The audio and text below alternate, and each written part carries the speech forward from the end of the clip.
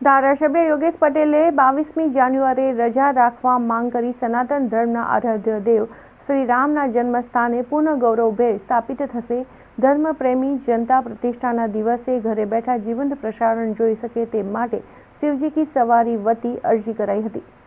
22 જાન્યુઆરીએ અયોધ્યામાં રામલલ્લા મૂર્તિની પ્રાણ પ્રતિષ્ઠા કરવામાં આવશે ત્યારે ગુજરાત રાજ્યમાં દિવસે જાહેર રજા આપવામાં આવે તેવી રજૂઆત રાજ્યના સૌથી વરિષ્ઠ માંજલપુરના ધારાસભ્ય યોગેશ પટેલ દ્વારા કરવામાં આવી છે। આ અંગે તેઓએ મુખ્યમંત્રીએ પત્ર લખી રજૂઆત કરી છે। આગામી 22મી જાન્યુઆરીના રોજ અયોધ્યા ખાતે ઐતિહાસિક પ્રતિષ્ઠાનો કાર્યક્રમ યોજવામાં આવશે ત્યારે સમગ્ર દેશમાં અંગે ઉત્સાહનો માહોલ જોવા મળી રહ્યો છે। આ દિવસે રાજ્ય સરકાર દ્વારા જાહેર રજા આપવામાં આવે તેવી રજૂઆત માંજલપુરના ધારાસભ્ય યોગેશ પટેલ દ્વારા કરવામાં આવી છે।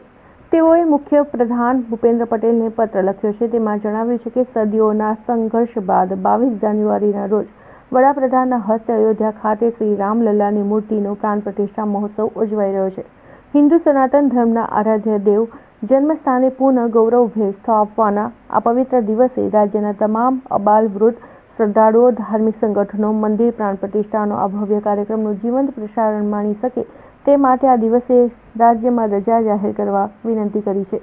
રાજ્યના મુખ્યમંત્રી શ્રી ભૂપેન્દ્રભાઈ પટેલને 3/1/2024ના રોજ એક કાગળ મેં લખ્યો છે કે સનાતન ધર્મ માટે શ્રી રામ મંદિર પ્રાણ પ્રતિષ્ઠા મહોત્સવના દિને રાજ્યમાં સાર્વજનિક રજા જાહેર કરવા મેં વિનંતી કરી છે।